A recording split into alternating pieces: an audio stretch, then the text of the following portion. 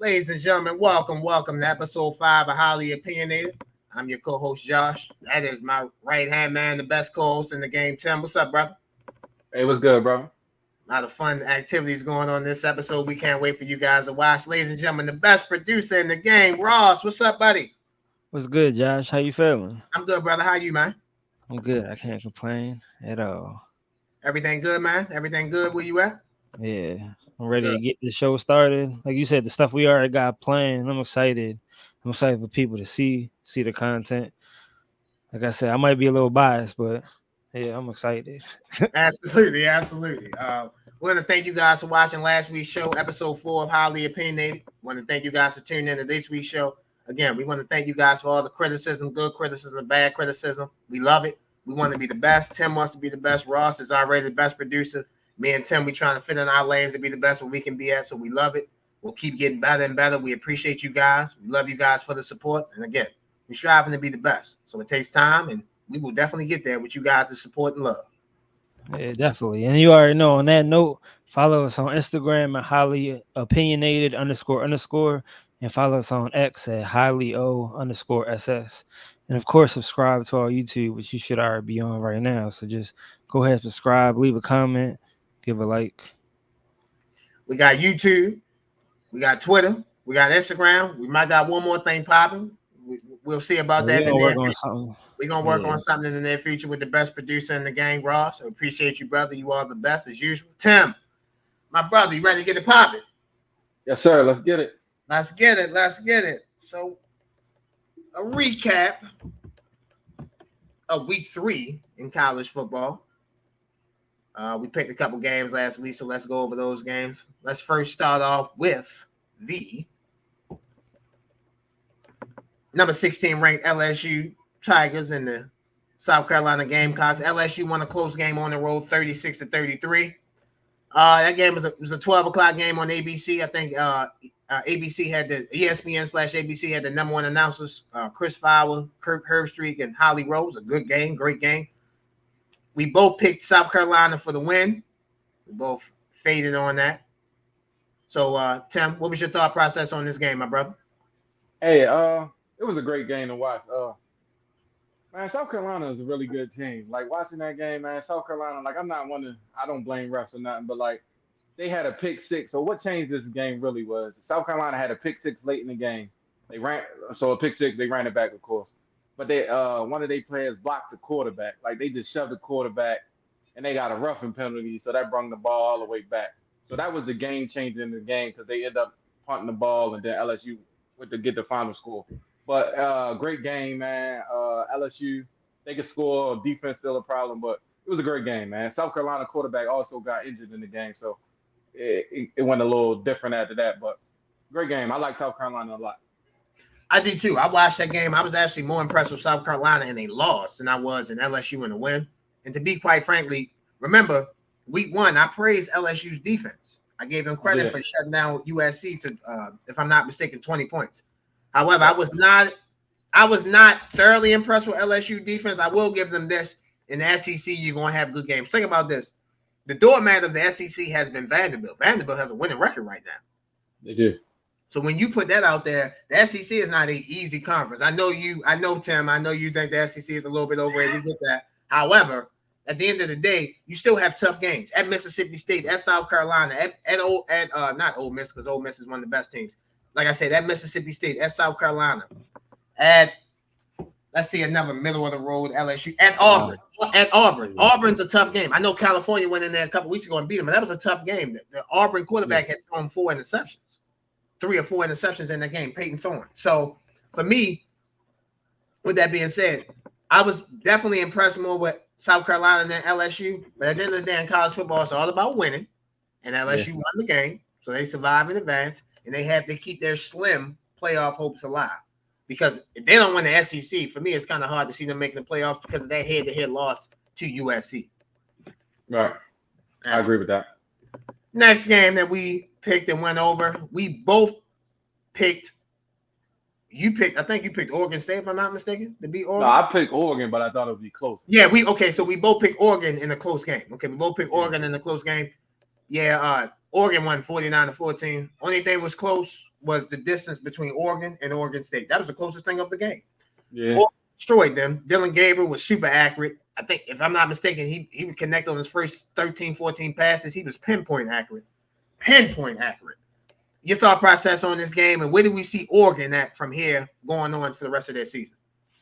So, I definitely was shocked about this game. I thought Oregon State, I thought they'd give a better test, but Oregon looked like while they was ranked 9, that this was a game to okay, let's show y'all we better than the last 2 weeks.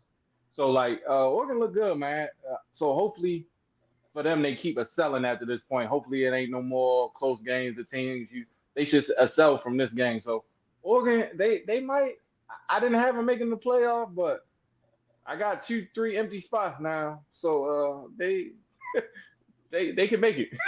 What 2-3 empty spots? We'll talk about that later. Okay. Hey, don't shoot down them Buffaloes. They won last week. They might got a chance. I'm playing with you. I get you.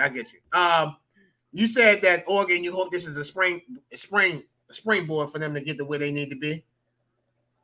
I agree with that. Their next couple of games, they play at UCLA on September 28th. So they have a bye week this week coming up. Then they play September 28th at UCLA. Then after that, Friday, October 4th, they have a home game. That's a Friday night game at 8 o'clock against Michigan State. And then on September 12th, they have the big one at home against the Ohio State Buckeyes. By the way, that game will be on NBC at 7:30 to 8 o'clock. NBC has the rights for that game. So that'll be NBC's best college game of the season. But again, going back to Oregon, they showed, like you said, while they're the number 9 team in the country, the first 2 weeks against Idaho and against Boise State, they struggled. They didn't struggle this week against Oregon State. They demolished them, destroyed them. Now they have a bye week. Hopefully they can keep things in line and intact, and take it forward to the next game against at UCLA. Hopefully they can win that game, and like you said, springboard them to where they ultimately trying to go. The last game of a 3-game pick that we had last week, and ladies and gentlemen, I'm gonna just say this, and then I'm gonna give the floor to my great co-host.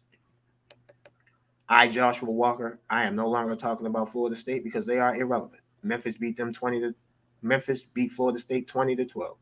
The floor is yours, sir. Mr. Adams, the floor is yours. Man. So this game right here, man, this broke me right here because we in the words, if y'all ever watch Waterboy, we suck again. That's all I can think about. We suck again, man. This team, it's crazy. The defense actually played better. They ain't running all over us, but offensively, they did play good. Offensively, we just not nowhere close to what we need to be. So we suck again, man. And man, I can't even wear my shorts this year, man. I'm hurt right now, man. No. You see how fresh white they is. I ain't even gonna put them on. I'm gonna just save them for next summer. Yeah. So, we gonna pack them things back up, man. We gonna still tomahawk chop, but it's our season pretty much over, man. It was nice. It was nice. You know, the basketball season starting a month from now, bro. You can put them on when the basketball season starts. You don't like Florida State back? I like Leonard Hamilton. He's a good basketball player. I love Leonard, man. Leonard don't never win when I need him, though, man. I love Leonard Hamilton, but they don't never win neither, man. All right, all joking aside, serious question. What do you do with DJU? Is it time to go to another quarterback? That's tricky. See, because I feel like the offense, I still feel like the offense isn't using him to his best abilities. Just spread the ball out and throw the ball 35, 40 times a game, yo. We can't run the ball. We really can't. Y'all trying to run in the middle in the trenches. We not that. Our line ain't that good to run in the trenches, but I think we could stretch zone some teams, things of that nature. But, let the boy throw, yo. I'd rather we lose him throwing the ball 35, 40 times than trying to run the ball up the gut, getting negative threes, and then this 3rd and 13, now y'all looking at him make a play. And he can't make a play because nobody really gets separation other than Malik Benson, the Alabama transfer. So it's like, yo, y'all killing his draft. I mean, I ain't gonna say his draft stock was high, but man, that joint plummeted. So I mean, hey, Malik Benson spread it out. Malik Benson, 5 catches, 99 yards to transfer from Alabama. So absolutely. you know, a lot of times they always say change the quarterback, but change the quarterback and do what? Go to Glenn Brock? Go to Glenn? I You mean, know what I'm saying? yeah, Brock not Glenn, Glenn, Brock Glenn. Brock Glenn. I'm sorry, I call him Glenn. I call him Glenn Brock. Brock Glenn. You can't. I mean, like, is he that much better than DJU? I don't think he is. So I just think Florida State is in a unique bad situation. I feel like they put all their marbles to make the playoffs last season when they went undefeated and they didn't get in because Jordan Travis got hurt. And honestly, I don't think they recovered. There's a such thing as a Super Bowl hangover, and I'm gonna create a new hangover, not making a playoff hangover. If you don't make the Yeah. playoffs, especially when you feel like you should make it, you're like, damn, why can't I make the playoffs? So, um, look, I wanted my brother Tim to have his time to vent about his Florida State Seminoles. But all joking aside, yeah, I mean, obviously they have no chance of making the playoffs. So now it's all about just trying to get to a bowl game, and I think they'll be able to do that. I don't see why they can't get that. Absolutely. Tim, let's do a little rapid fire for week 4 of the college football season. Let's start with the marquee games of this week. First game that we have up is Friday night. We have the number 24 Fighting Illini, Illinois, number 24 Illinois at number 22 Nebraska. Again, Friday night, 8 o'clock on Fox. Tim, who you like? I like Illinois in an upset, man. Defensively, I love what they do defensively, man. Like defensively, I think it's gonna be hard for Nebraska to score, and I think Illinois will get the run game going, which will open up like the intermediate passing game.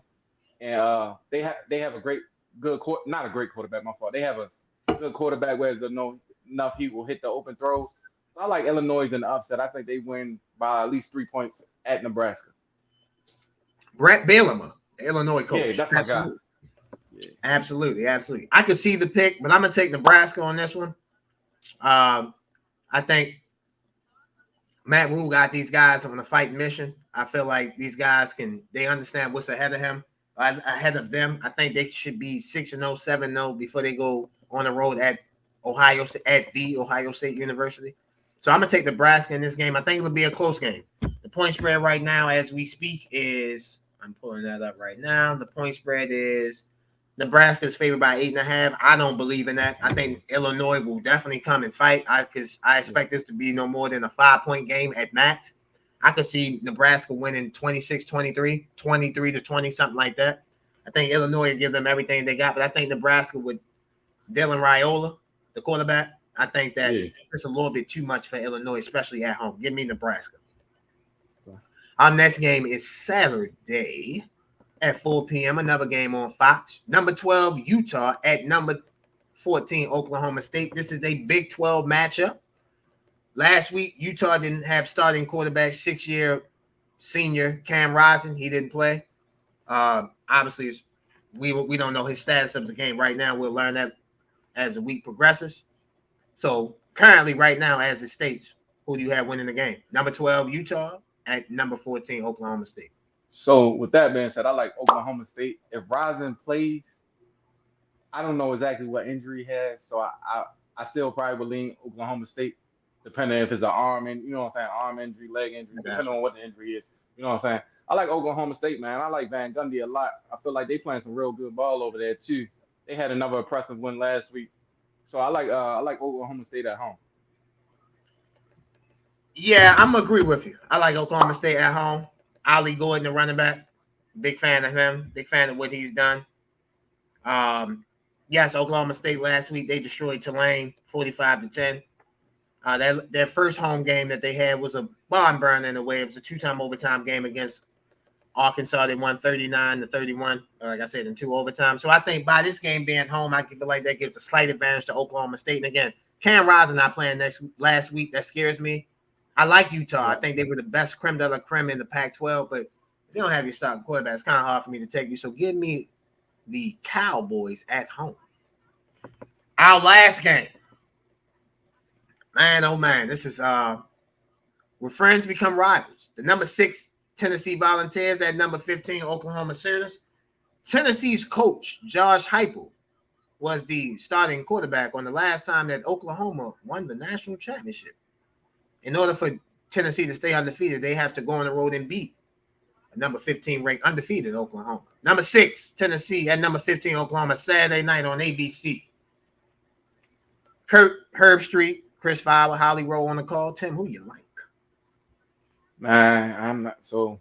I know we got a segment a little later, but I'm a pre the I think Tennessee is the best team in college football right now.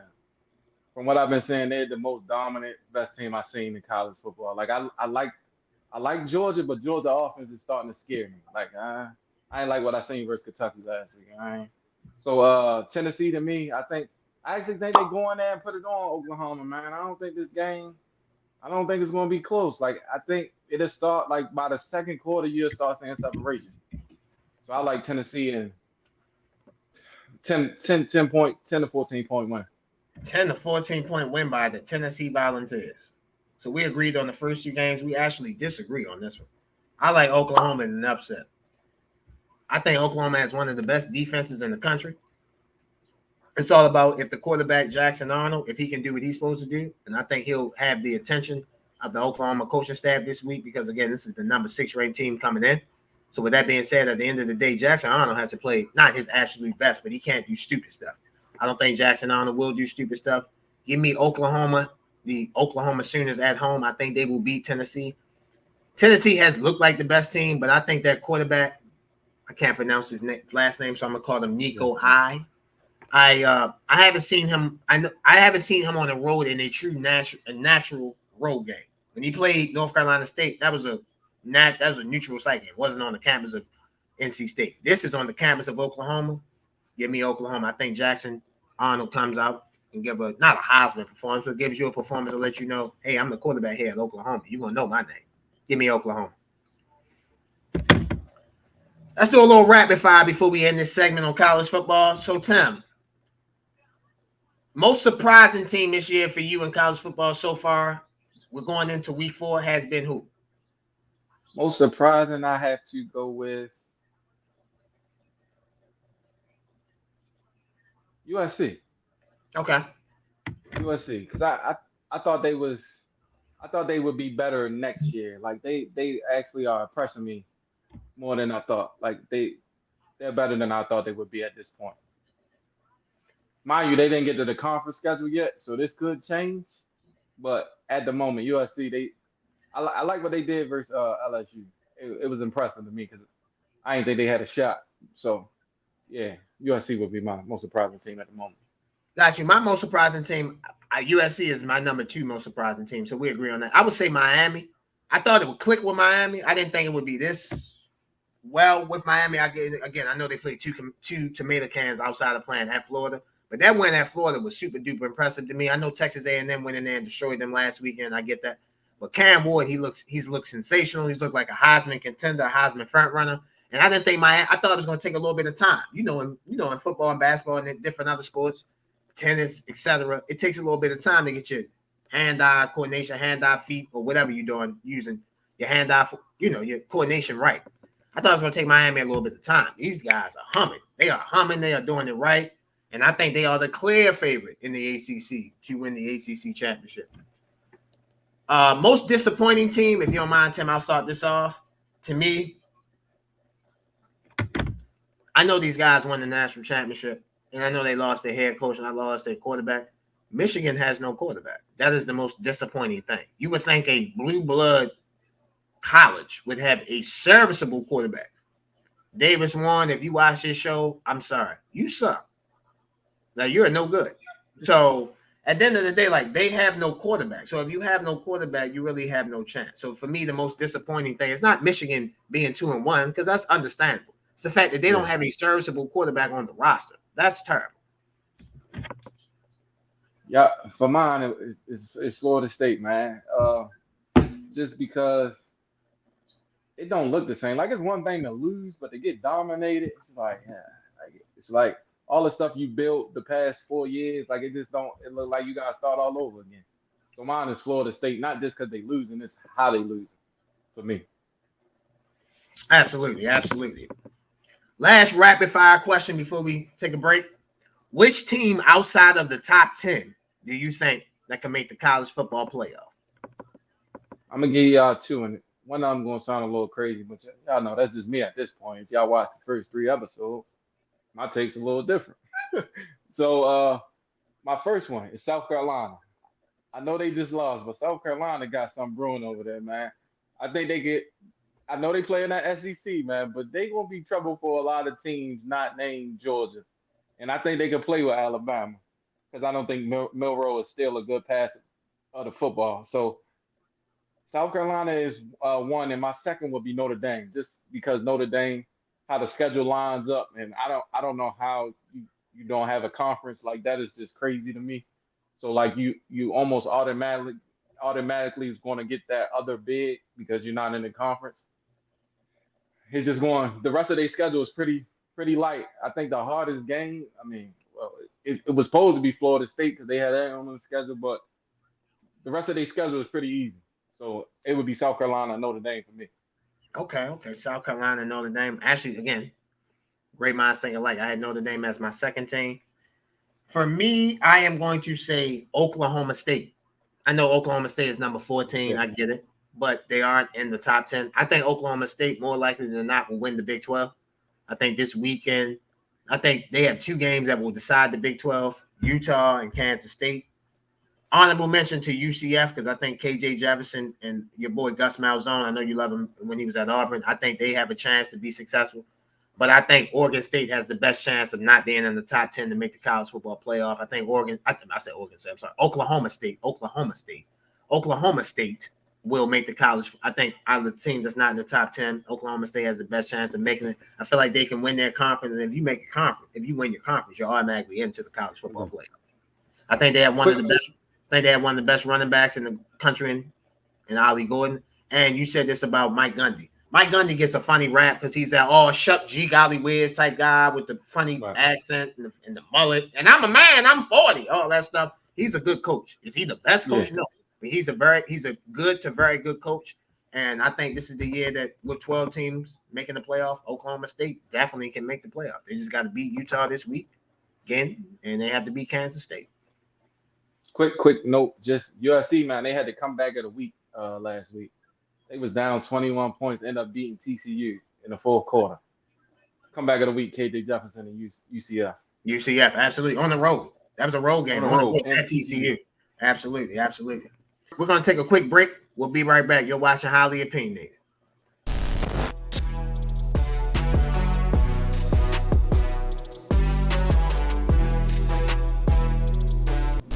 Welcome back to Highly Opinionated.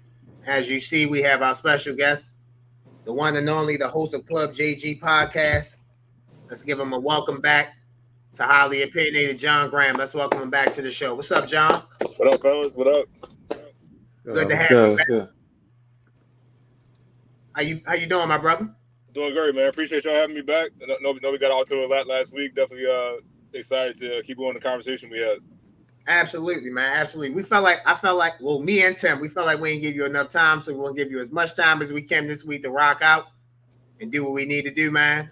Again, brother, we appreciate you for coming on. Again, ladies and gentlemen, make sure you go follow him on Instagram and Facebook, Club JG Podcast. I ain't gonna lie, I listen to it every week. I listen to it every time he comes out with a video or with a subscription that you need to listen to. So you guys make sure you do that. Again, Club JG Podcast. We appreciate you, brother. We appreciate you for coming on, man. Thank you, brother. Appreciate you. Alrighty. So last week, towards the end of our time with you, we unveiled our top 10 quarterback list. That we did. Yes, we did. So I'm sure the audience will be able to see that on the screen as we're going through it. But my list was Patrick Mahomes, Joe Burrow, Lamar Jackson, Josh Allen, Aaron Rodgers, Matt Stafford, C.J. Stroud, Dak Prescott, Justin Herbert, and Jared Goff. You guys know how I feel about the quarterback position. I think quarterback can uplift the team and downgrade the team as we see in the NFL currently. So I think these 10 guys, there's some honorable mention guys, obviously. Definitely. Brock Purdy, Justin Herbert's in here. So it's definitely some honorable mention guys. Brock Purdy, to be specific, you feel me, that I thought could have made the top 10. But for my list, you feel me, like I said, I value the fact that you can lead your team, the value the fact that you can win, and the value the fact you can win in unique circumstances. I feel like all 10 of these guys can do that. John, I know you had a top 10 quarterback list. Yeah, and help me out here if I'm kind of missing a few because I'm on the road kind of driving while I'm doing this. But I think counting down for number 10, I had Brock Purdy.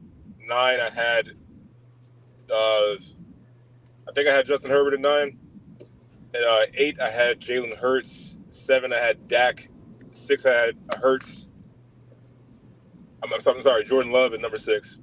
And C.J. Stroud at number 5. Number 4, Josh Allen. 3, Joe Burrow. 2, Lamar Jackson. 1, Patty Mahomes. Okay. Your reason for that top 10 list?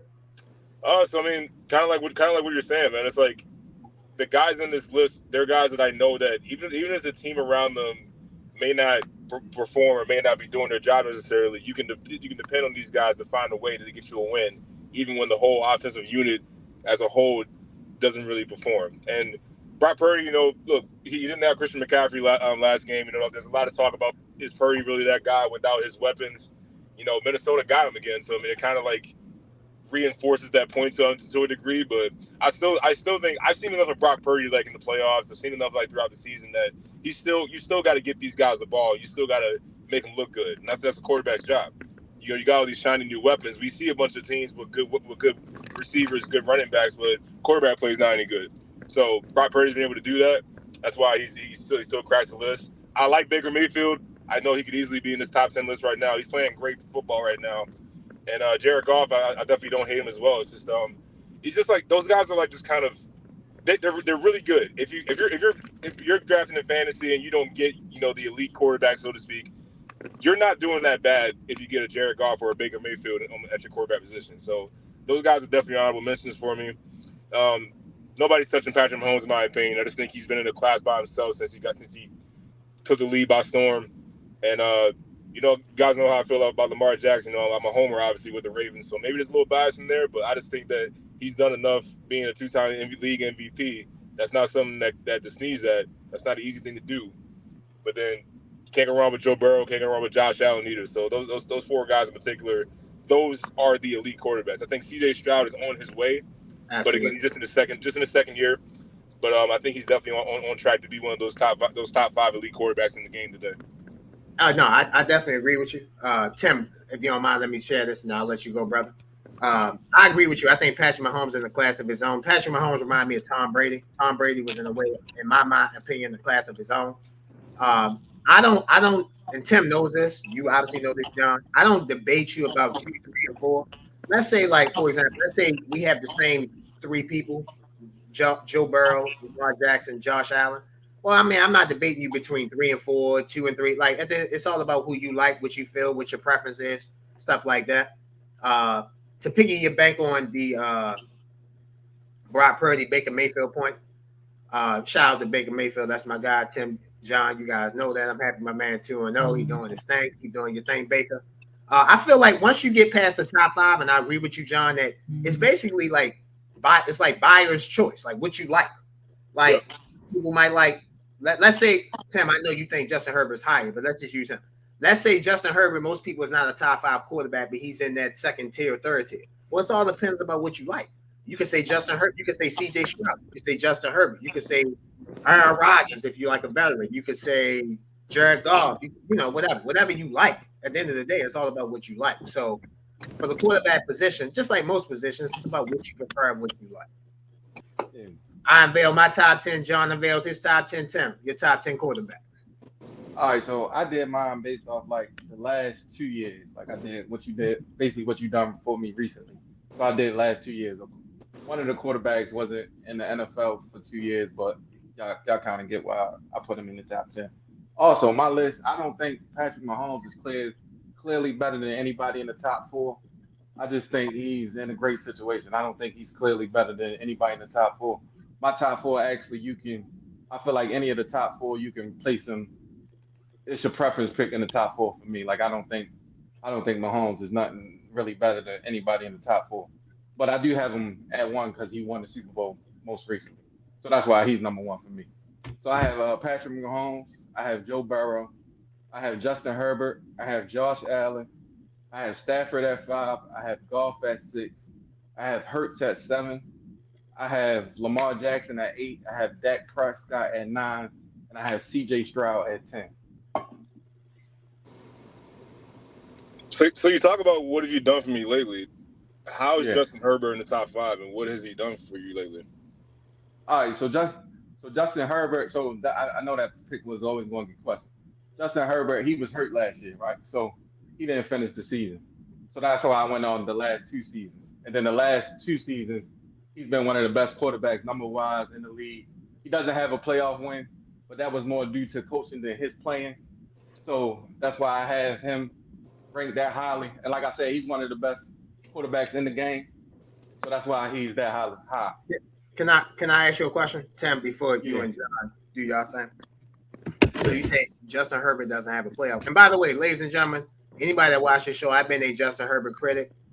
I'm in love with the LA Chargers. I actually regret not having them make the playoffs. Tim and I will do our playoff not redo, but we'll give a synopsis of what's going on in the regular season a couple weeks from now. So I actually regret them not having them in the playoffs because I'm absolutely in love with Jim Harbaugh. But you said that the last 2 years, right? I'm mistaken. You said 2 years. Yeah, right? last 2. That would be the year that he blew the playoff lead to Trevor Lawrence. Yeah. Right? We're going back to that. Okay. So you said that he blew the playoff lead because of coaching. Okay, yeah, cool. Majority was coaching. The number 9 quarterback on your list is Dak Prescott. Why did you would say the Cowboys lost the Packers last year because of coaching, right? No, Dak threw 3 interceptions. But Justin Herbert threw 3 interceptions too in the playoff game. First who? Versus the Jacksonville Jaguars. You mean what's the name threw 3 interceptions? No. I mean, I have it right here. He turned the ball over against Jacksonville in the playoffs. So I'm saying that what you said was that you said that he had bad coaching. Okay, fine. Brandon Staley is not the best coach. Okay, fine. But I'm saying, like, I'm looking at your list, like when these other quarterbacks lose, like, for example, like Jared Goff. Jared Goff lost because his coach didn't understand like rules of football. Like they were up 34-24. Yeah. And he went for it on 4th down. Jared Goff doesn't get that exception on when they lose. It's Jared Goff's fault. So again, let me go back to Dak Prescott again. Dak Prescott and the Cowboys were down. They were down, if I'm not mistaken, at halftime, they were down 26-3 or something like that. It was you can obviously tell it was coaching because they weren't prepared for the game. Okay, Dak made mistakes. I'm not erasing that from Dak. Of course you're gonna shout out that Dak made mistakes, but I'm saying, do other players get the excuse that their coach is not ready? Because if you're down 26-3 in a playoff game at home, that ain't all on the quarterback. That would be coaching, right, my brother? You play football, Did Dak play good that game? Like, no, did he play bro, good at all? I'm not saying he played good. That's not what I'm saying. I'm using more on Dak. I'm he using. Doesn't play good. That's more. No, on Dak, no, bro, no. You're missing what I'm saying. Dak played bad. The team was down 26-3. That ain't on Dak. That's not Dak's play though. Dak was throwing interceptions. Sir, Dak played bad. For my audience, Dak played bad. Let me repeat that again. Mr. Graham, you hear what I'm saying? The quarterback Prescott played bad. What does that have to do with the team being flat coming out of the game, Mr. I'm not talking. I can't control. I'm not talking about the team being I'm not, flat. sir. That's not my argument. Sir. You're not on trial. Let's not act like you're on trial. I'm asking you a simple question. What does that have to do with What does that have to do with the coach allowing them coming out flat? The Cowboys came out flat. You're a professional football player. You coming out flat? That's on you. Like I can give you a motivational speech and you come out flat. That's on you. But you just said Justin Herbert lost because of coaching. They didn't run the ball, JD. They was up 30. They was up 31-3. That's play calling. Herbert ain't throw 3 interceptions to cause the Packers to score. Like the defense didn't play good for the Cowboys either. I'm not saying it's all on Dak, but Dak didn't play. Dak is known for failures in the playoffs. Herbert only has 1 playoff game. That's the difference. No, and he failed in the playoffs. So what would you call that? It was 1 game. It's only 1 game. He's a 5. You talking about a quarterback that's been in the league 5 years? How long has Dak been in the league? He hasn't been back. Okay, so bro, like, come on, bro. Like, I hate when y'all do this. Y'all know the Chargers one of the most injured teams. He didn't finish last year. He's only been the quarterback for 5 years. So what are we talking about? Like, what are we talking about? Like, that doesn't make sense. How long has Dak been in the league? Dak Prescott in that game had 2 interceptions. Justin Herbert in his playoff game, I'm pulling up the numbers right now. Justin Herbert in his playoff game. Go ahead. I'm sorry, I don't want to interrupt y'all. Y'all can go ahead, fam. Sorry. No, I'm saying, so how long has Dak been in the league? More than 5 years? Yeah, he's been in the league more than 5 years. Okay. So once again, he gets graded on a different level because he's been to the playoffs multiple times and he hasn't showed up multiple times. Someone going to the playoffs one time and they losing is not comparable to somebody that's been 5, 6 times and we always know the Cowboys to be a letdown. So how is that comparable? Tim, I gotta challenge you a little bit here, man. Go ahead. You know better. You know better. The first 5 years, I don't want to hear any of that. Ever since, again, you can credit or blame Patrick Mahomes. Justin Herbert was deemed one of the most talented quarterbacks in this draft and was expected to do a lot of good things with the Chargers. He's supposed to rival Patrick Mahomes. He's supposed to be the prototypical quarterback, all this stuff. So the level of talent that he came in with, there were expectations that you would do a lot more in these first 5 years than this one playoff appearance and one playoff win. One playoff appearance. There was a lot more was expected. Just like things become expected of Lamar Jackson, Dak Prescott, Jordan Love already is expected to do more in his first 5 years. He just started. People have the Packers going to the Super Bowl. My bad, John. Go ahead. You know what I'm saying? Like, these quarterbacks, the rules are different now. And it started with Patrick Mahomes. CJ Stroud reset the bar again. In his rookie season, had the greatest rookie season of all time. Oh, there are expectations now. You are expected to go back to the playoffs and start getting playoff wins. If he stays with one playoff win for the next few years, he's going to be he's going to be criticized like Justin Herbert should be because he's that talented. So we can't sit here and give Justin Herbert a pass about the coaching, about the injuries and all that. Dude, I don't want to hear that because they're not going to give it to the other guys. They're not going to give it to Lamar. They're not going to give it to Dak. You're expected, with all that money you're making, to carry your team and have more success than one playoff appearance in 5 years. The rules have changed. It's not like it used to be. So I mean, that's like, that don't make sense. Like, so if your whole team gets injured on a regularly, all your weapons get injured, like, your team isn't gonna make the playoffs. That's just common sense. When the Ravens lose Lamar Jackson, do we expect them to go to the playoffs? No. So like, we gotta stop making stuff up. Like, I'm not making anything up, man. I'm saying the Ravens lost Lamar Jackson and did make the playoffs. That was for 3 games. But like I said, like, I'm talking about for a length of time. Okay, cool. Justin Herbert ain't never missed a game, but I digress. Go ahead, Tim. Don't lie to the audience. He missed last season. He missed 4 games. Yeah. He missed last season because the season was over. That's what I'm saying. He quit on the season was over. I'm saying that Justin. Hold on, Tim. Nobody's going to criticize Justin Herbert if he misses the season. Obviously, we get that. We understand it. What I'm saying is that the Ravens missed their MVP candidate and still made the playoffs. The Chargers did not. That's fine. That's cool. That's one organization to the other. I'm saying, let me make this clear. I'm not criticizing Justin Herbert for the past. That is what it is, bro. I'm saying now, bro, he got everything he needs. Other than a star receiver, and I'll give you that. He does not have a star receiver. He got everything he needs. And the way they run the ball with because I ain't gonna lie, the Chargers, I don't call them the LA Chargers. I call them the Baltimore Chargers. Because they took everything from the Ravens and moved it to the West Coast. And that's fine. That's cool. I'm cool with it. That's cool. And I ain't gonna lie, John, you can laugh. Bro, they got the better head coach. Because I think Jim is better than John. Tim, I told you this when the season started. I said, bro, they got everything they need. So not this year. If the Chargers don't win with Jim Harbaugh as the head coach, I know who I'm blaming, and I'm not blaming the head coach. Because I seen him win at Stanford. I seen him win at San Francisco. I seen him win at San Diego. I seen him win at Michigan. I seen him win everywhere he went, but here. So to me, this is what I'm saying, and then I'll let y'all go at it. At the end of the day, the team that he has now, and they will only get better. I feel like the pressure is on Mr. Justin Herbert because he has everything he needs to be successful in LA. It's really no pressure though. He's been dominated since he played. His numbers always are good. Like, he's dominating when he plays. So like, he's the youngest. He's the youngest to do everything. So this conversation doesn't even make sense. The stats are nice, but where's the playoffs? We talk about the postseason. I just told you about the playoffs. Like, y'all gonna keep blaming the playoffs, bro. He played for Brandon Stanley.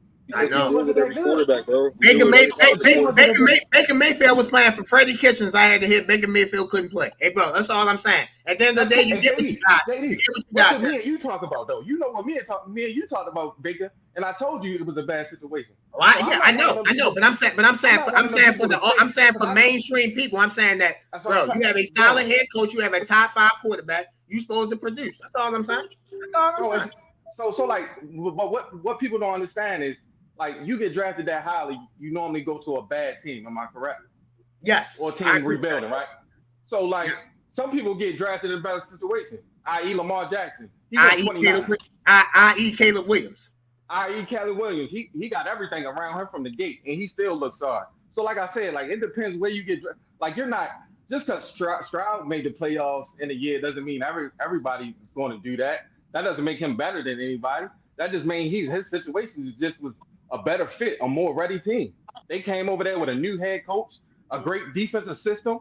Like let's not act like it's 11 people on offense, 11 people on defense. I could do my thing on offense, and the defense could be still trash. Lamar went 29th to the Ravens with a great defense. Like the Ravens always have a good defense, so his job wasn't that hard when he came in. I can go to the playoffs. He still doesn't have one Pro Bowl receiver in his 5 years.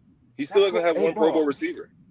I see. To me, I know that, but y'all scream Super Bowl, so that doesn't matter to me. I don't care about none of that no more because y'all tell me he's going to the Super Bowl every year. So to me, I know he don't got a good receiver, but y'all love Zay Flowers in them. So I do love Zay Flowers, but he's still not a Pro Bowl. This is the hype y'all created on him. If y'all would just say Lamar Jackson cool, I wouldn't even I probably would respect the Ravens. But every time the Ravens lose, it's the refs. Oh man, this call right here, bro. Lamar does not get it done. Yeah, I'm not a guy that's ever going to blame the refs. I'm not a guy that's ever going to blame the refs for anything. For a two-time MVP, he does not get nothing done in the playoffs. So it's he just played in the AFC Championship. How is that not doing anything? He just played in the AFC Championship. Yeah. So they beat the Texans. Look at his numbers. Like in the playoffs, he doesn't do much. They beat the Texans. Right? They was the favorite. They beat the Texans. They had a home game versus the Chiefs. Chiefs wasn't that crazy last year. Let's be honest. They had an all-time great defense. They had an all-time great defense. I mean, you say it was all-time great. It was good. I don't know all-time great. I think they were good. They saved them. They saved the Chiefs so many games last season where they should have lost. They saved them. So that's what I'm saying. So the offense wasn't that good, right? So the Ravens, that was their time to beat them, right? That was the time to beat them to me, right? Because their offense wasn't that good, right? That was a prime time to beat them. Y'all got a two-time offensive coordinator decided. Yeah, the offensive coordinator decided to not run the football. I put that on Todd Monken, but because Lamar Jackson isn't starting quarterback, let me finish. Put it on Todd Monken. Let me finish. I didn't say that Lamar does not get blamed. He absolutely gets blamed. You are the starting quarterback, and like you said, the two-time league MVP. You got to fix it. He didn't do it, but we're not going to sit here and act like Todd Monken calling 6 run plays, 6 for the Ravens, a team that was built from the ground up on running the football. Gus Edwards had 7 rushes, 7 run plays. I'm sorry. Go ahead. Okay, 7 run plays. Come on, man. Like that's not what that never happens. I agree with that. So there's some blame to put on that offensive coordinator. But yes, you are correct. As good as Lamar Jackson is, you are expected to do more. You didn't get it done. I get it. And Patrick Mahomes is the one guy that you have to beat. It's just simple. He's the standard. If you want to be the man, you got to beat him. Absolutely. Every quarterback in the AFC right now. Tim, every quarterback in the league. Tim, let me ask John this one question. So, and obviously when he gives his answer, then I can go at it from there. So let me be fair. Okay. So John, who do you give? You obviously blame Lamar Jackson and you blame Todd Monken. Who do you give more responsibility to in the loss of the AFC Championship game? Lamar Jackson or Todd Monken? I think those responsibilities are equal, dude. Because like you're getting the call from your offensive coordinator. Yes, you have to execute. Lamar did not execute. He forced one in the triple coverage. That was a bad throw. The fumble, guy came from the blind side. Kicked the offensive lineman in the rear end, knocked him to the ground. I mean, it is what it is. But you got to do better than generate 10 points. I get all that, man. But it's like every time Lamar loses a game or a playoff, we look directly at him like there's nothing to do with it. You don't. Who calls? What have you ever known the Ravens to run the ball 6 or 7 times in one whole game ever? I will give since their existence. When have you ever known that? I will give you. I usually don't like splitting blame. I usually give the quarterback the most blame. Okay. Your best point to me is this: the Ravens should have ran the ball more than 7 times. I will give you that because that's not even in their DNA. If you think about what they are with Lamar Jackson, hold on, let me say they ran with Lamar Jackson, so that makes no sense. Like, bro, this, and I will give you this. And before I go against my point for you, I'm gonna give you this: they should have ran the ball more than 7 times. I will give you that, but just like last week when you came on the show, we criticized Justin Herbert for having audio, having the ability to switch plays, to audible from plays. Okay, Bro, now, if I gave Tim that same advice, I gotta give you the same advice, bro. This man won 2 MVPs. You know you can run the ball. Lamar Jackson, switch the play. Run the ball. Or get into a better play that is better for you. So for me, that's fair. That's fair. I think that's fair. My thing is, I think at times Lamar still wants to prove that he can be this great passer. And a lot of people just still don't believe that he can do it, and he hears that. So I think there's times where there's open grass and like he's still like holding it, patting it, saying, I want to be a passer. I want to show you I can be a passer. There are moments where, I get ticked off. I'm like, dude, go do what you do. I don't give a damn. Go win the game. In the AFC Championship game, he could have took off, but he wanted to show he could beat you from the pocket. So I think the mystique of it's Patrick Mahomes and Andy Reid, he wanted to show that he could beat them being a quarterback, so to speak. So in a sense, the Ravens played the Chiefs game how they wanted them to play instead of playing their game. So yes, like I said, there is blame on Lamar Jackson. I am not absolving him at all. And Tim, you're gonna love this. Because I gave your man blame. See, ladies and gentlemen, I'm fair about criticizing all quarterbacks. I criticize Justin Herbert. Justin Herbert winning now. Justin Herbert is playing. Tim ain't gonna like this. He playing the game manager role. He hands the ball off. He makes time to throw, and that's what he does. And that's great because they're 2-0. Baker Mayfield. I love Baker.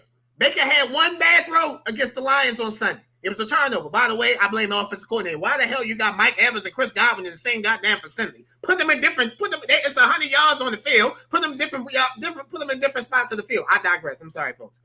But at the end of the day, Baker made one bad throw. Other than that, he was good. I give Lamar Jackson 51% of the blame because you can audible from the plays. Tim, you love this. I gave it to Justin Herbert last week. I got to do the same with Lamar. You have the chance to audible out of plays. That's on you. But, John, your best point is this. Todd Monken and Kevin, Kevin Williams from Calvert Hall, by the way, he'll come on the show eventually. Love to have him on. Can't wait to have him on. He mentioned, he blamed the offensive coordinator.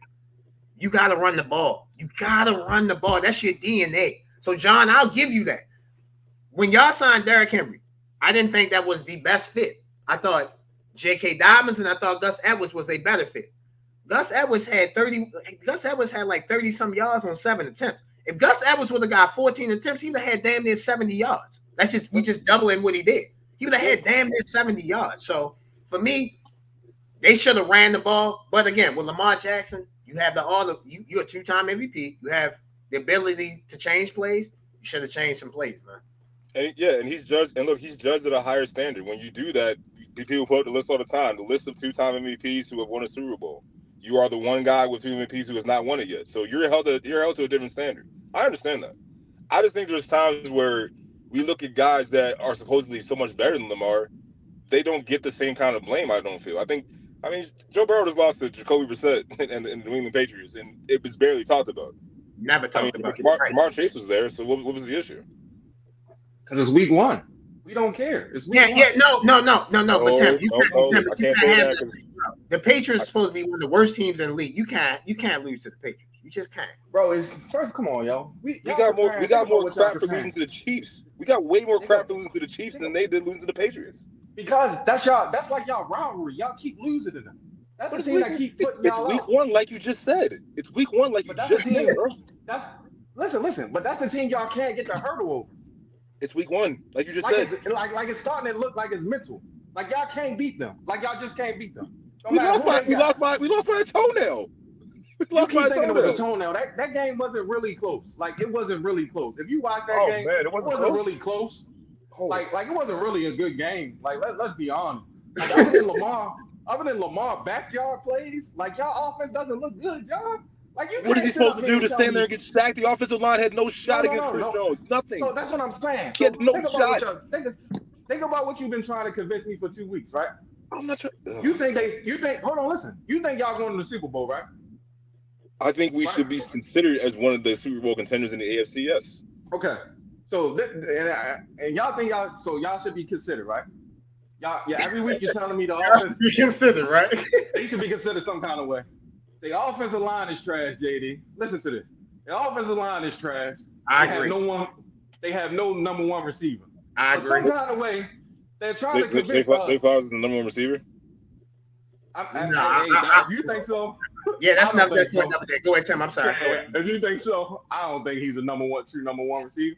But yeah, but matter of fact, you just said I ain't have no Pro Bowl. No, yeah, you just said they had no Pro Bowl. Zay Flowers did not make the Pro Bowl last year. It doesn't mean he's not. I'm saying, you think he's a Pro Bowl? You think he's a Pro Bowl caliber receiver? Yeah, he can make the Pro Bowl. I think he's on his way. I think he's on his way. Sure. Tim, before you go, just because you made the Pro Bowl does not mean you're a number one receiver. That's two different things. I agree. Okay, all right, all right, thanks. So y'all don't have a good offensive line, right? Y'all, Derrick Henry really doesn't fit that offense, and it's just going to be a struggle the whole year. Like I don't see what they're going to do differently.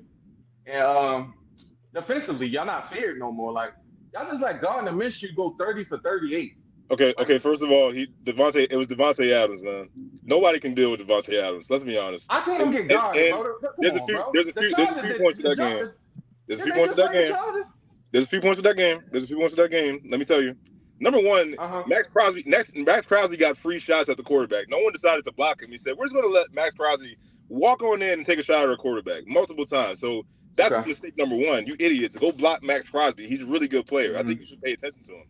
And then second of all, Devontae Adams, another great player. Maybe don't leave him one-on-one with Brandon Stevens. Maybe send some help over there. So, yes, there was some schematic things that the Ravens did to lose that game. They had the game won. They were up by 10. They just decided to, once again, blow a four-quarter lead. That's been the issue with the Ravens. I understand all that. Derrick Henry is going to be fine. The running game was just fine. The problem is there are some when half of your offensive line is not that good, it affects the run game. When Derrick Henry's in the game, you saw the Raiders literally sell out for the run because they know it's coming. Then when Justin Fields comes in the game, it's probably going to be a pass. So the offense is starting to get predictable. That's stuff that they have to work on. But I'm not saying that Derrick Henry. I don't think you can say that Derrick Henry's not going to be a great fit. The Ravens want to run the football. Derrick Henry's a runner. Yeah, we're not going to run him into the ground, give him the ball 30 times. I just don't think that's smart. But I still think it's a good fit. The Ravens have to work on not being so predictable. It was so obvious that when Justice Hill was in the game, it was either going to be a crappy HB draw, which would give you 1 or 2 yards, or it's going to be a pass play.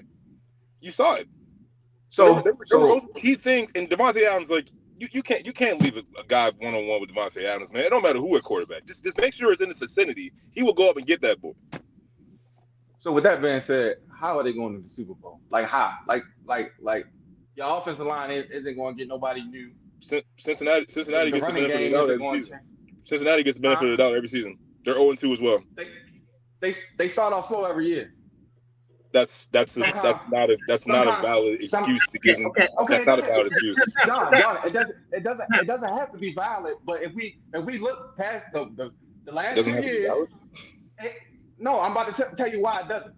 I mean, valid to you because I mean the numbers show it's valid. So they start off slow every year, and then they pick up. Like they do the same thing every year. So that's not the same thing. Tim, I'm not used to this position right here.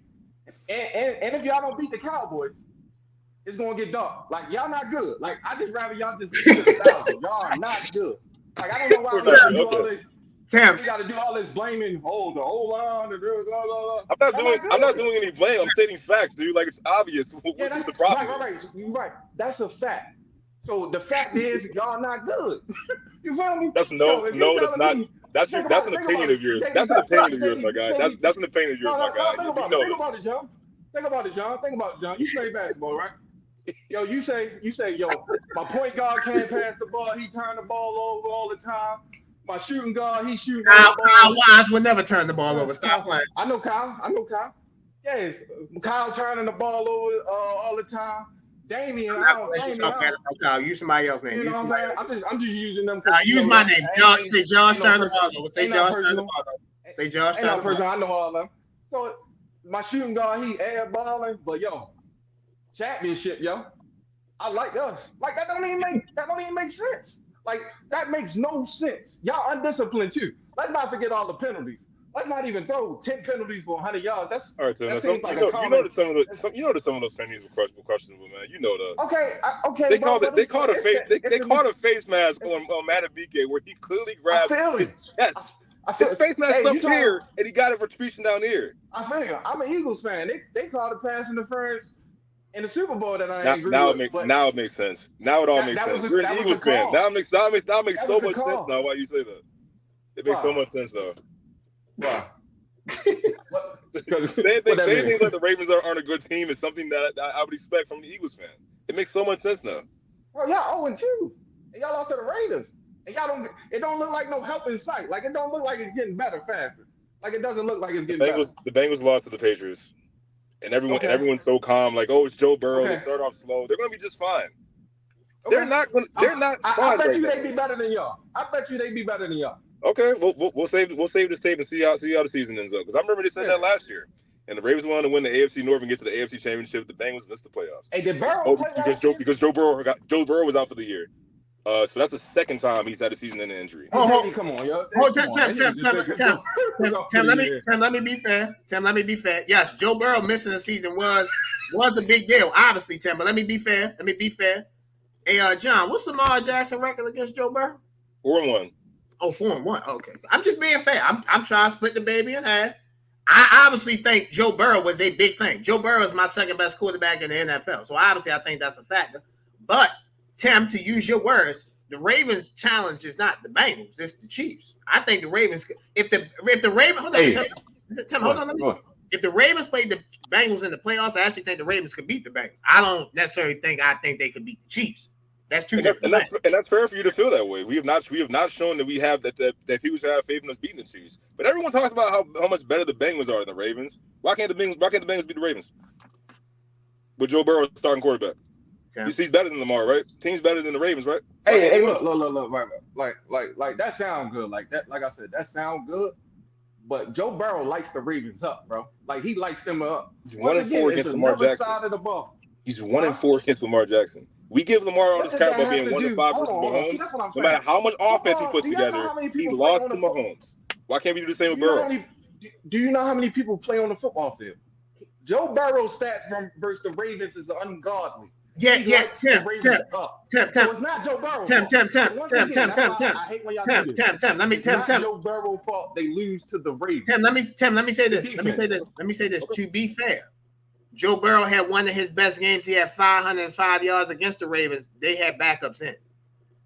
Like they were down. So I'm just being fair. Out there. I think Tim, I'm agreeing with you. I think Joe Burrow is better than Lamar Jackson. John knows that.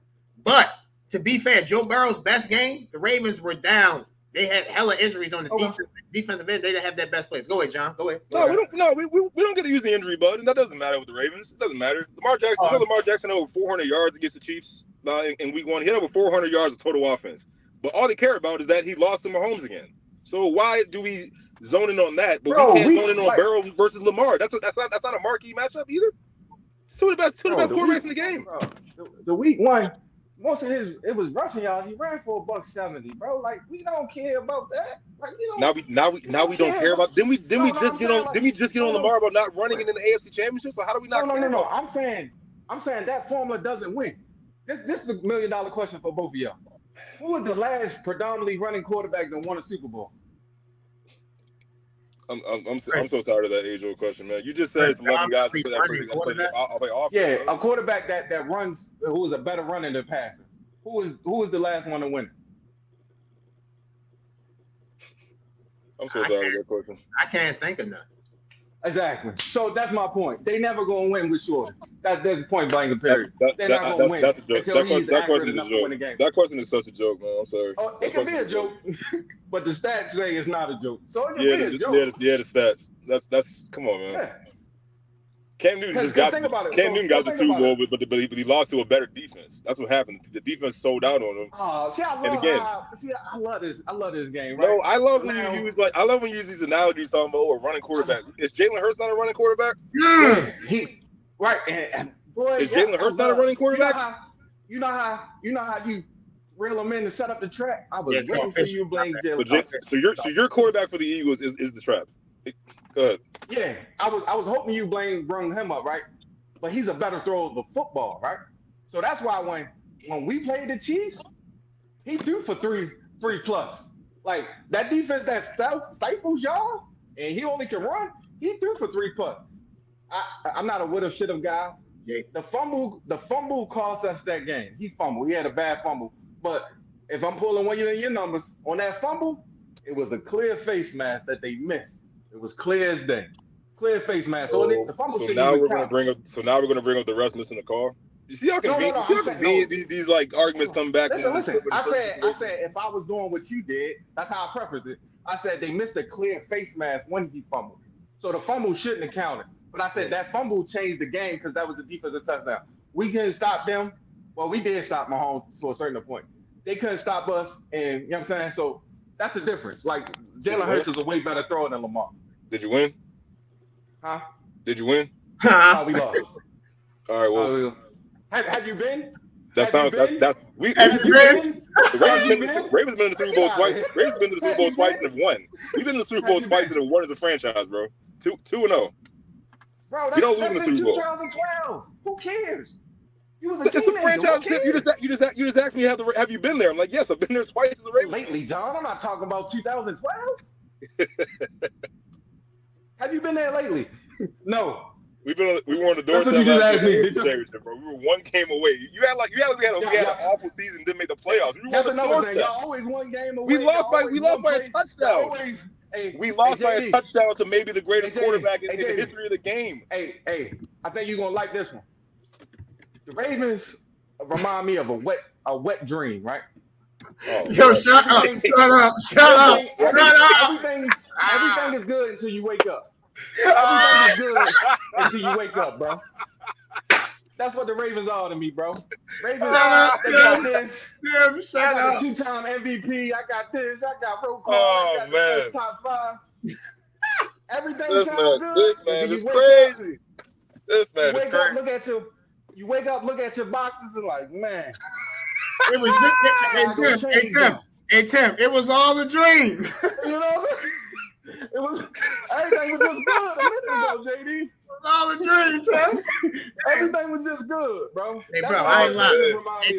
Hey, Tim, I ain't gonna take us down this road, but some of us that got kids, we wish it was a dream. I digress. Go ahead. Go ahead. Hey, bro. No problem. Go ahead. Tim, I'm not involved with this.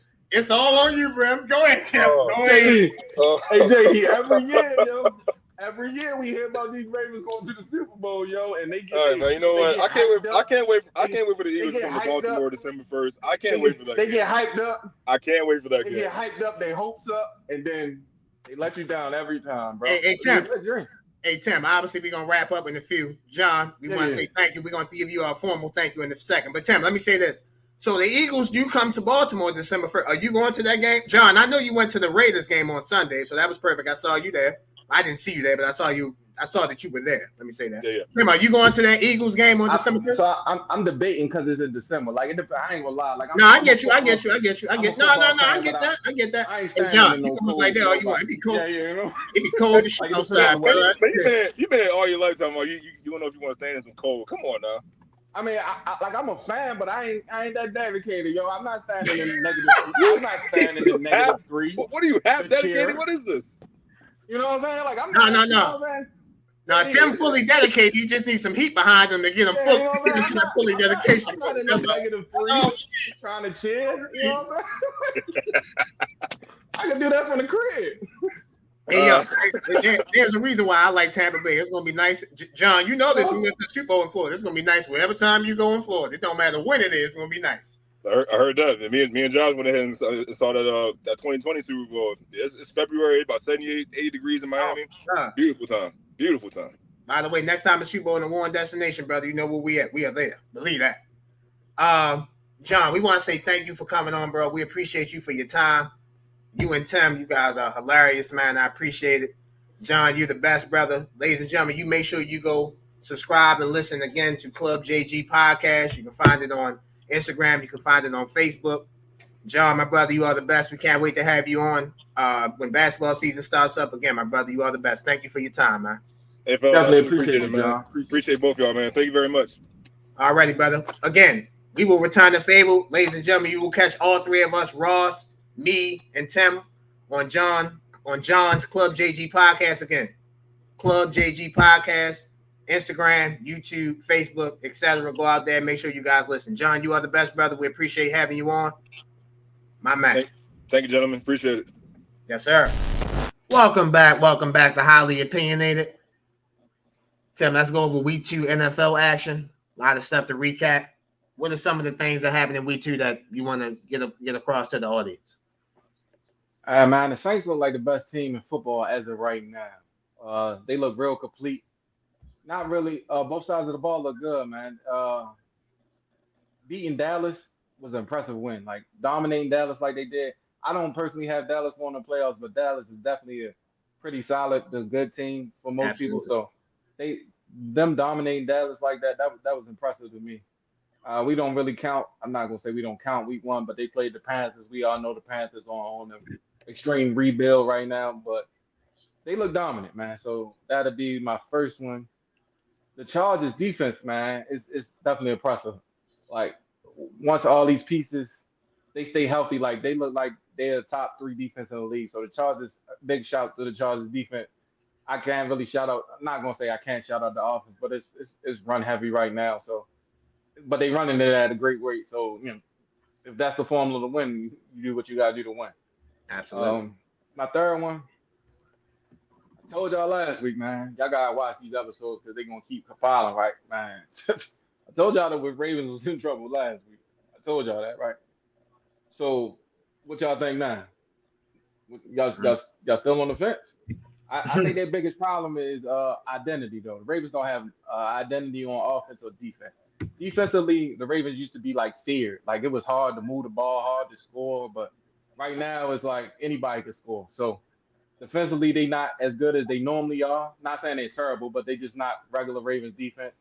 And then offensively, they rely on Lamar to do too much by itself. Like he got to scramble, he got to throw the ball. And, you know what I'm saying? Like they got to, once again, man, they can call me. I can get that offense together, man. They can call me. I know the formula. You know what I'm saying? Just call. I'm telling y'all, put Isaiah Likely at tight end, Mark Andrews at tight end. You know what I'm saying? One receiver on the outside. You know what I'm saying? One X, one. That's all y'all got to do. Y'all got to run Henry more times because Henry's not like a 15 type of run, 15 carry, 18 type of running back. Gotta give him the ball multiple times. He got to get the ball. You know what I'm saying? Because he gonna wear on you. Them 30 times, he need 30 carries. It's gonna wear on the defense. So and the last one I got, I ain't gonna be long on this, but Trevor Lawrence is stealing money. I never understood how he got top 2 money in the first place. Because we know football is a team sport, but his record overall is 20-31 in the NFL. So I don't know where in the world you can get top money and you're not even 500. Like it just don't make sense. But the Jags, man, that was a bad investment. And those are my NFL recap. I will definitely be addressing Trevor Lawrence during this time, so don't worry about that. I appreciate you for saying what you said. Some of that, no disrespect, is a little bit inaccurate to an extent because he played for Urban Meyer, who literally is the worst. Trevor Lawrence had the worst coach than Justin Herbert. Can you believe that? A guy that got fired on the middle of the season. Can you believe that? However, Trevor Lawrence, you will get this. You will understand how I feel about you in a few minutes. So before I get to Trevor Lawrence, speaking of that, I agree with you. I don't think the Saints look like the best team, but I think the Saints played very, very well at Dallas. I'm going to give a shout out to your boy Sam Darnold. He played very, very well at home. He beat the defending NFC champions 23-17. They lost Justin Jefferson. Sam Darnold still made throws without Justin Jefferson in that game to win that game. I want to give a shout out to your Super Bowl pick of the AFC. They won 18-13 at Jacksonville. Deshaun Watson got better. He looked terrible week 1. He got better in week 2. I'm going to give a shout out to my Super Bowl prediction, the New York Jets. Were they as dominant as I thought they would be? No, but they won the game 24-17. I think Aaron Rodgers will keep getting better and better. You can see throws. You can see him becoming Aaron Rodgers again and again. That's going to take time because he didn't play. So that definitely, my Jets, your Browns, they won a game. They're 1-1. I think me and you both would say we'd rather be 1-1 than 0-2. So we'll take that. Sir. Absolutely. The Baltimore Ravens. I'm not in panic mode yet. However, if they lose week 3 at Dallas, then forget panic mode. I'm ringing the alarm. I think the Baltimore Ravens need to win this game at Dallas in week 3. It's very, very much needed. And obviously, when we get the picks, we'll make our picks for that. The Arizona Cardinals. Kyler Murray said at the end of week 1, it wasn't his job to give the ball to Marvin Harrison Jr. That is a quote, ladies and gentlemen, from Kyler Murray. Well, he damn sure made sure he got the ball because he had 4 catches, 130 yards, and 2 touchdowns. Hey, Tim, you still think Malik Neighbors is better than Kyler Murray? That's a rhetorical. I mean, not better than Kyler Murray. You still think Malik Neighbors is better than Marvin Harrison Jr.? That's a rhetorical question. You can say yeah all you want. Give me Marvin Harrison Jr. any day of the week.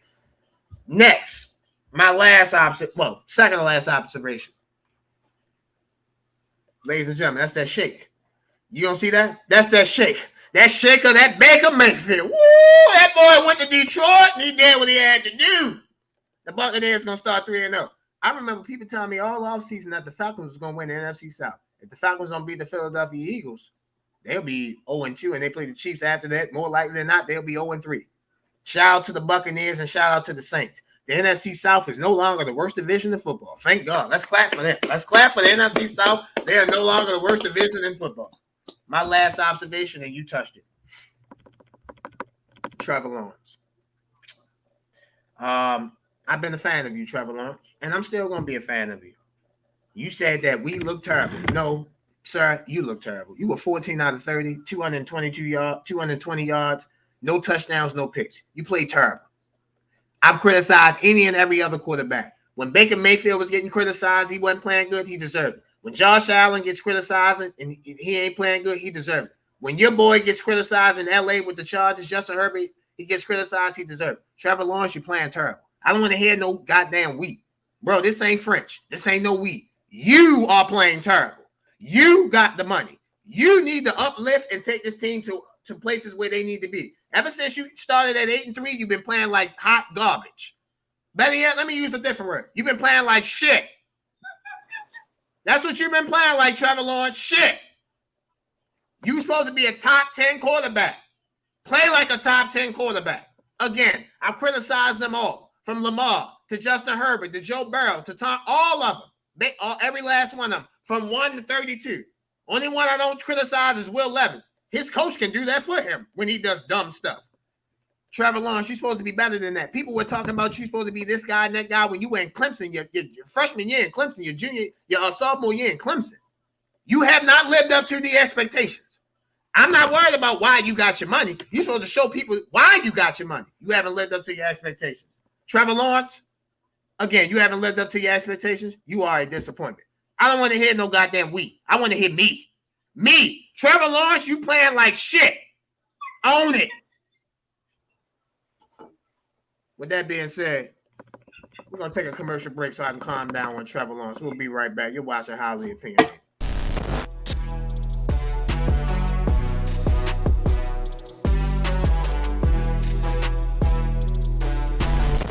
Welcome back to Highly Opinionated. Week 3 of the NFL season. It's fastly approaching time. Let's give out a couple picks for this week. Start with the marquee matchups for the week. Let's start with the Philadelphia Eagles at the New Orleans Saints. Sunday at 1 o'clock on Fox. Who do you like? This game, I think this is gonna be a real competitive, real good game. I think the Eagles' offense is just gonna be slightly too much for the Saints. So I have this game being probably 27-24 type of game. I think the Eagles win it at the end though, just because the explosive plays. I think they're going to get too many explosive plays, which will cause them to win. But I think it's going to be a good game for both teams. Last season, the Philadelphia Eagles played a team week 3 out of the NFC South that was 2-0. They went to their home field and they beat them. That was the Tampa Bay Buccaneers. I think that the Philadelphia Eagles will do the same thing to the New Orleans Saints. Give me the Philadelphia Eagles to win this game. I like the Eagles a lot. I like what they have. Need to show up their defense, show up their secondary a little bit. But after that, once they do that, I think they can get pressure to Derek Carr. Then they can make Derek Carr be jittery a little bit. They got to have to contain Alvin Kamara, screen game, stuff like that. But once they do that, I'm agreeing with you. Give me the Philadelphia Eagles in that game. Next, we have the Thames LA Chargers at the Pittsburgh Steelers. The battle of 2-0 teams, 1 o'clock on CBS. Jim Nance, Tony Romo, Tracy Wilson, CBS #1 team on the call. Who you like, Tim? I was going back and forth, but I like the Chargers on the road. So I think quarterback, I think they had a better quarterback. I think Herbert is better than Fields, and I think they're going to make the defense of the Chargers playing so well. I think they're going to make Fields have to throw the ball. If you look at his numbers, the last 2 games, he's been averaging about 150, 160 passing yards a game. I think he's going to need way more than that to beat the Chargers. Steelers do have a great defense, so it's going to be a chess match. I think it's going to be pretty much a low-scoring game, but I like the Chargers in a low-scoring game. We disagree on this. I'm gonna take the Pittsburgh Steelers in a low-scoring game. I think the Steelers have the better defense. I think by them being at home, let me give Justin Herbert credit. I think he's playing well under Jim Harbaugh. He's still at times the stupid throws. I think you would agree with that, right? Yeah, he had a bad throw. He had bad throws now and then, just like they all do. But some of his throws are. It's like, damn, bro. Like, bro, don't throw that. Like, I'd rather you dirt it than throw it. Yeah. So sure. For me, I think the Steelers have a better defense.